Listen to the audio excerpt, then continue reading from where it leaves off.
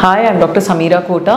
I'm a general and laparoscopic surgeon and I consult at V9 Hospital, Begumpet. ఇవాళ నేను మాట్లాడబోయే topic is anal fissure. So అసలు fissure అంటే ఏంటి? So fissure is a mechanical problem where in the patient passes a hard stool or strains at the stool and develops a crack or a tear at the anal canal.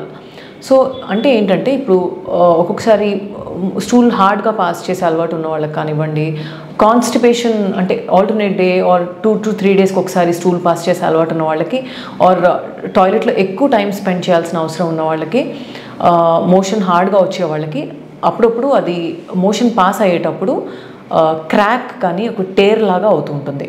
అది చాలా painful condition and చాలా ఫ్రీక్వెంట్గా మనం చూస్తూ ఉంటాము, చాలా common condition కూడా. So this is fissure in ano. అదొక డిసీజ్ అనే దానికన్నా అదొక లైఫ్ స్టైల్ డిజార్డర్ అనడం ఈజ్ మోర్ అప్రోప్రియేట్. బికాస్ దీంట్లో అండర్లయింగ్గా కాన్స్టిపేషన్ ఉన్నప్పటికీ దీంట్లో పెద్ద డిసీజ్ ప్రాసెస్ లాగా ఏముండదు. It's a mechanical problem and it is usually because of poor lifestyle choices and chronic constipate అయిన వాళ్ళలో చూస్తుంటాము. సో లైఫ్ స్టైల్కి వచ్చేసరికి what are all the things that contribute to a fissure in ano? Most కామన్గా ఎక్కువ non veg తీసుకోవడము, dietary fibre అడిక్వేట్గా తీసుకోకపోవడము and water intake చాలా తక్కువ ఉండడము, ఎవ్రీడే స్టూల్ పాస్ చేసే అలవాటు లేకపోవడము అండ్ సెడెంటరీ లైఫ్ స్టైల్ అంటే ఎక్కువ మొబిలిటీ లేకుండా ఎక్కువసేపు కూర్చుని పనిచేసే అలవాటు ఉన్న వాళ్ళు అండ్ ఎక్కువ ఎక్సర్సైజ్ చేయని వాళ్ళలో ఇది కామన్గా చూస్తుంటాం. సో దీనివల్ల సిమ్టమ్స్ ఏంటి? So fissure usually presence in an acute stage. అది క్రాక్ అవ్వడం వల్ల చాలా సివియర్ పెయిన్ అండ్ అకేషనల్గా స్ట్రీక్స్ ఆఫ్ బ్లడ్ మోషన్లో మిక్స్ అయి రావడం, లేకపోతే at the end of the stool streaks of blood రావడం, ఇలా ప్రెజెంట్ అవుతుంటారు patient. So when we examine the patient, digital rectal examination చేసినప్పుడు we usually diagnose a fissure right then and there. So దీనికి ఒక specific scan కానివ్వండి, వేరే investigative procedure ఏమీ అవసరం లేదు.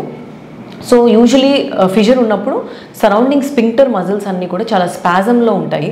సో ఏనల్ ఆరిఫైస్ కూడా చాలా కన్స్ట్రిక్ట్ అయిపోయి నారోగా అయిపోయి ఉంటుంది. దీన్ని ఫిషర్ అంటాము. So when the fissure goes into stage of chronicity అంటే చాలా prolonged period of time fissure ఉన్నప్పుడు ఏమవుతుందంటే సెంటినల్ పైల్స్ అని కూడా డెవలప్ అవుతుంటాయి, అంటే skin tags. That is also a feature of chronic fissure.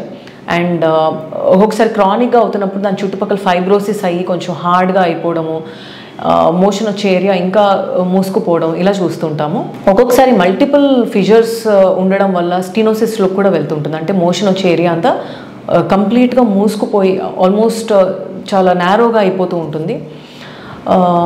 So when there is a fissure it's important to consult with your surgeon and to arrive at a reasonable diagnosis